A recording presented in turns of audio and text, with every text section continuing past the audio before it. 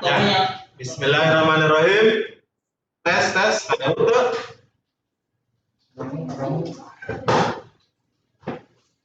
Bismillahirrahmanirrahim. Assalamualaikum warahmatullahi wabarakatuh. Ya, Bapak dan Ibu, jumpa kembali di acara Kurma Kuliah Ramadan Tunas Unggul di episode ke-13.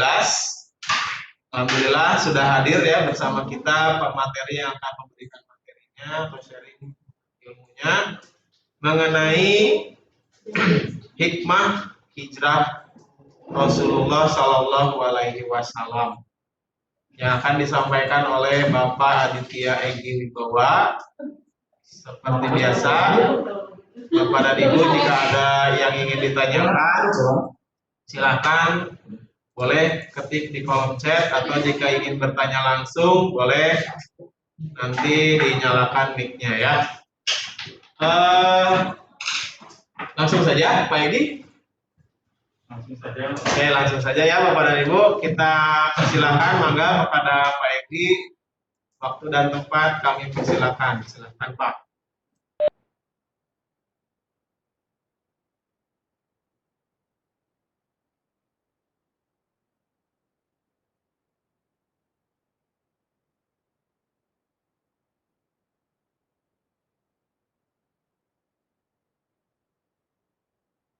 Bismillahirrahmanirrahim. Assalamualaikum warahmatullahi wabarakatuh. Alhamdulillahirrahmanirrahim. Wabillahi nasta'in wa ala umuri dunya waddin. Wassalatu wassalam wa ala asrofil anbiya'i wal mursalin. Asyhadu an la ilaha illallah wa asyhadu anna Muhammadan abduhu wa rasuluh. Allahumma shalli ala sayyidina Muhammad wa ala alihi sayyidina Muhammad. Alhamdulillah, segala puji bagi Allah karena masih memberikan kesempatan. Ragu Pak ngomong di sini.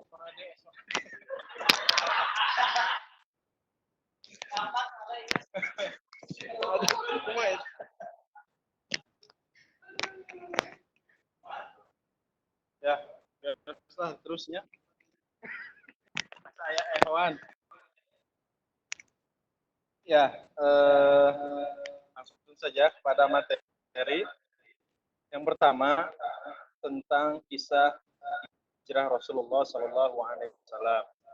Kisah hijrah ini merupakan suatu momen yang umat Islam sudah mengetahui, sudah mengetahui apa saja yang dilakukan oleh Rasulullah dalam perjalanannya menyebarkan agama Islam di Arab Saudi. Banyak sekali yang bisa dijadikan oleh kita selaku umat dalam menghadapi problematika permasalahan kehidupan kita sebagai umat muslim. Karena memang banyak sekali hikmah yang bisa kita pelajari kisahnya. Dalam kesempatan kali ini, mungkin saya ingin berbagi beberapa pengetahuan tentang hikmah hijrah Rasulullah yang jarang diangkat oleh beberapa informasi atau artikel tentang hijrahnya Rasulullah. Insya Allah materi ini juga pernah saya sampaikan pada sesi opening pada siswa-siswi saya. Pertama,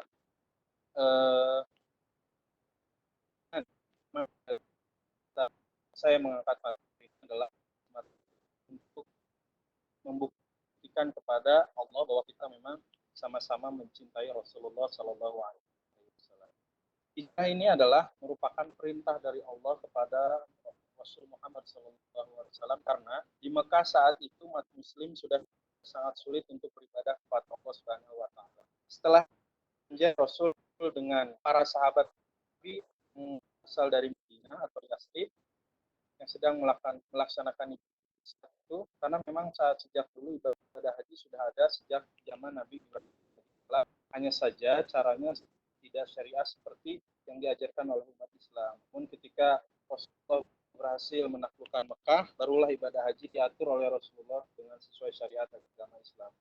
Setelah kaum Ansor dari Madinah berjanji untuk melindungi Rasul dan kaum Muslim yang berada di Mekah dan kaum Muslim yang berada di Madinah setelah memeluk agama Islam, proses hijrah Rasulullah mulailah dimulai, dan hal ini merupakan sesuatu yang sangat luar biasa karena perjalanan hijrah ini penuh dan strategi yang dahsyat yang tentunya sesuai tuntunan dari Allah kepada Rasulnya Muhammad SAW. Hikmah yang pertama, ketika hijrah Rasulullah SAW memilih teman yang baik dalam proses hijrah, yaitu Abu Bakar As-Siddiq. Setelah semua kaum muslim disuruh untuk hijrah, tinggallah seorang sahabat Abu Bakar As-Siddiq, satu orang lagi yaitu Ali bin Abi Thalib. Ali bin Abi Thalib pun rela mengorbankan nyawanya untuk Rasulullah dengan tidur di kasur Rasulullah agar mencegah pembunuhan yang direncanakan oleh kaum kafir Quraisy. Hal ini terjadi karena kenapa Ali bin Abi Thalib mampu atau bersedia untuk semuanya untuk Rasulullah? Thalib sejak kecil sudah hidup bersama Rasulullah. Maka pengkaderan inilah yang harus kita ambilnya, bahwa Rasulullah sejak kecil di Ali bin Abi Thalib seorang muslim, mencintai Allahnya, mencintai Rasulnya, dan mencintai agamanya. Karena masih banyak sekali orang tua yang mengajarkan agama sesuai dengan dirinya sendiri atau mencontoh dirinya sendiri yang sudah dewasa. Maksudnya banyak orang tua yang menargetkan anak kita mencintai agama itu yang saat mereka lupa bahwa masa muda lah yang akan bisa oleh Allah Subhanahu wa taala. Sedangkan untuk Abu Bakar As-Siddiq menemani hijrah Rasulullah, hikmah terbesarnya kita akan bepergian kemanapun atau teman dengan siapapun, maka kita harus memilih teman yang dapat membawa kita ke dalam kebaikan, sehingga dapat mengingatkan kita dalam sholat, sedekah, diskusi agama, dan menjadikan perjalanannya, menjadikan kehidupan menjadi ladang. Jangan sampai kita semakin jauh dari Allah, yang dibahas adalah problem dunia yang membuat kita semakin pusing dan stres, karena kehidupan dunia sesungguhnya merupakan permainan senda gurau yang merupakan sesuatu tidak ada ujungnya. Hikmah yang kedua, ketika hijrah Rasulullah itu tidak langsung pergi ke Madinah, tapi Rasulullah pergi ke arah bawah karena Madinah itu berada di arah atas. Tapi Rasulullah pergi dulu ke arah bawah, yaitu sembunyi di Gua Sur untuk menghindari kejaran kaum kafir. Hikmahnya, ketika kita ingin berhijrah atau bepergian, ya, kita perlu perhitungan dan pemikiran tentang strategi sebelum melakukan proses hijrah atau perjalanan. Agar apa? Proses yang kita kerjakan itu dapatnya dari Allah dan sesuai sunnah Rasulullah Sallallahu Alaihi Wasallam. Hikmah yang ketiga, menurut saya pribadi tentang hijrah ini, selama perjalanan ini Abu Bakar As-Siddiq selalu membantu dan memenuhi segala keperluan Rasulullah, dari penyiapan unta sampai bekal makanan, dan Rasul selalu menjawab pada Abu Bakar As-Siddiq sebagai berikut, yaitu jazakallahu khairan. Hikmahnya, kita mendapatkan hadis yang dapat kita amalkan, yaitu dari Usama bin Zaid berkata, Rasulullah Shallallahu Alaihi Wasallam bersabda, barang siapa yang dibuatkan padanya suatu kebaikan, lalu ia mengatakan kepada pelakunya, jazakallahu khairan, semoga Allah balas kebaikan, maka sungguh ia telah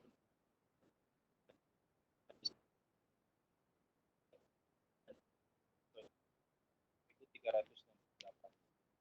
Pada prinsipnya, jika ada seseorang yang berbuat kepada kita, maka balaslah setimpal sesuai dengan perbuatannya. Jika kita tidak bisa, maka minimumkanlah jazakallahu. Tapi ingat, ketika mengucapkan itu harus disertai dengan khairan, karena kalau jazakallah hanya jazakallah artinya semoga Allah membalas, tapi doanya itu adalah khairan. Maka lengkapilah ucapannya dengan hadis riwayat Tirmizi. Usama bin Zaid berkata, Rasulullah SAW SAW bersabda, barang siapa yang dibuatkan kepadanya kebaikan, lalu ia mengatakan kepada pelaku jazakallahu khairan, sesungguhnya ia telah benar-benar mendapatkan pujian, karena hanya Allah yang benar-benar jelas kebaikan apa saja, bisa seperti anak yang soleh dalam perjalanan, lain halnya yang kita tidak mampu gambarkan. Maka dari hikmah ini, maka mari kita amalkan di pun selalu mengucapkan jazakallahu khairan di sekolah, istri, suami, siswa-siswa kita amalkan. Hikmah yang keempat dari konsep hijrah ini adalah berpindah dari tempat yang sulit beribadah ke tempat yang bukan beribadah. Tentunya ibadah secara menyeluruh. Contoh, ketika kita bekerja di luar negeri yang banyak warganya non-muslim, maka menurut saya pribadi, main juga kerja di sana karena kita sulit beribadah. Bahkan kalau kena dengan kita hukumnya wajib hijrah. Karena saat itu Mekah warga muslim sangat sulit beribadah, maka Allah perintahkan untuk hijrah. Makanya jika kita melihat konsep hijrah ini, maka kita harus lihat apakah kita sudah atau bisa tidak beribadah. Jika tidak bisa, lebih baik kita segera, karena jangan sampai terlena dengan tempat yang membuat kita lupa untuk beribadah kepada Allah. Itu mungkin yang keempat hikmah yang dapat saya sampaikan. Sebenarnya masih banyak ya hikmah-hikmah lain di balik hijrahnya Rasulullah. Namun hanya 4 hal ini yang membuat saya pribadi dapat berhijrah dari satu tempat ke tempat yang lain dan dari Rasulullah Sallallahu Alaihi Wasallam. Semoga bermanfaat untuk semua saya dan menjadi jariah dapat diamalkan bersama-sama. Wallahu a'lam bishawab. Sekian dari saya. Mohon maaf jika ada kesalahan. Jika ada pertanyaan, maka kita saling diskusi agar menjadi kita semua. Allah ya rabbal alamin. Wassalamualaikum warahmatullahi wabarakatuh. Waalaikumsalam warahmatullahi wabarakatuh. Ya, terima kasih Pak Egi. Alhamdulillah ya Bapak dan Ibu, kita sudah mendengarkan hikmah dari prosesnya hijrahnya Nabi Muhammad SAW dari Mekah ke Madinah ya. Mungkin saya rekap sedikit ya. Ada 4 tadi yang disampaikan oleh Pak Egi. Yang pertama, proses pengkaderan dan pemilihan teman dalam kebaikan ya. Kemudian yang kedua, perhitungan yang matang ketika kita ingin merencanakan perjalanan ya, mungkin di sini perjalanan hidup ya lebih besarnya. Kemudian yang ketiga, senantiasa membalas kebaikan orang. Sinyal ambil.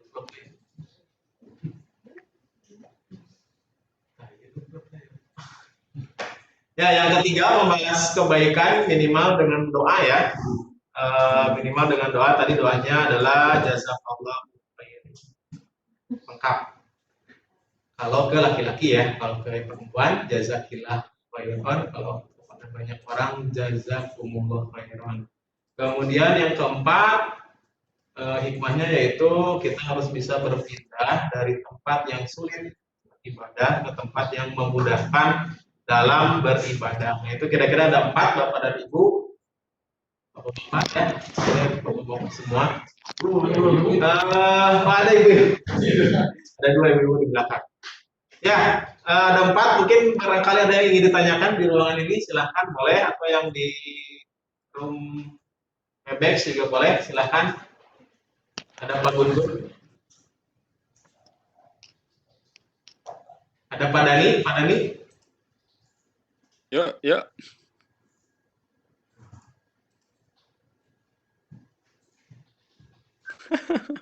Diulang.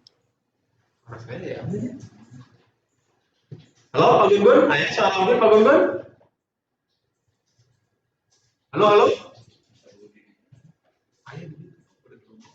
Cek. Tes. Oh,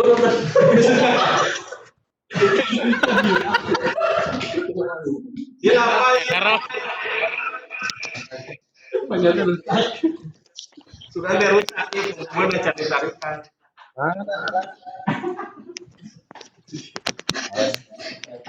Ya. Itu bapak-bapak ya ada 4 hikmah. Barangkali ada yang ingin ditambahkan, Pak Gun, proses hijrah Nabi Muhammad dari Mekah ke Madinah. Dari Nabi Muhammadnya sendiri yang dilihat dari Nabi Muhammadnya. Atau yang di sini ada yang ingin ditanyakan?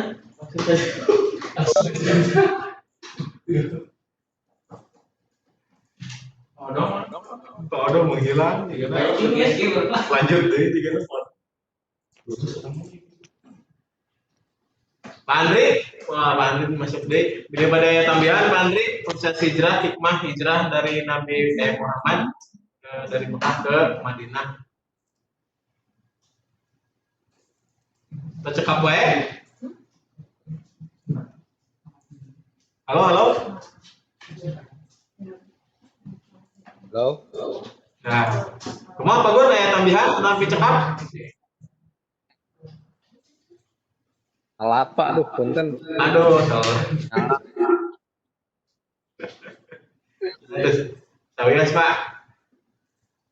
Jadi dia mulai ada telat Pak. berapa diulang? Ulangi Pak. Ya, ternyata ayah dicapai ayat 4 memaksimalkan 10 akhir Ramadan. Oh, cekap Pak, oke.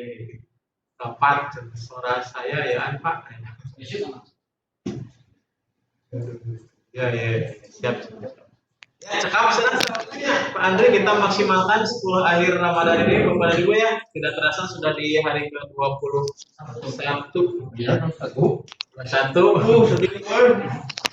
Mari kita maksimalkan 10 akhir Ramadan ya dengan senantiasa mungkin mengambil hikmah dari apa yang kita alami ya. Jadi Pak Egi sudah memaparkan hikmah dari proses hijrahnya Nabi Muhammad SAW dari Mekah ke Madinah. Ada 4 ya, sekali lagi mungkin saya simpulkan terakhir. Yang pertama, adanya proses pengkaderan dan memilih teman dalam kebaikan. Kemudian ada perhitungan yang matang kalau kita ingin merencanakan sebuah perjalanan. Kemudian membalas kebaikan orang lain minimalnya dengan doa. Tadi doanya jazakallah khair. Yang keempat, berpindah ke tempat yang sulit beribadah ke tempat yang memudahkan dalam kita beribadah. Nah, itulah 4 hikmah yang bisa diambil ya, yang dipanen. Tadi kalau bahasanya Pak Jojo kemarin kita panen hikmah. Ada 4 ya dari Pak Egi. Mungkin banyak lagi hikmah-hikmah lainnya.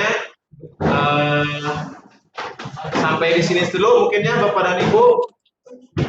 Kita akhiri dengan membaca hamdalah bersama-sama. Alhamdulillah. Dan doa akhir majelis. Ya, terima kasih. Besok giliran Pak Panggi episode terakhir kita jumpa Pak Panggi Cahaya. Terima kasih. Assalamualaikum warahmatullahi wabarakatuh.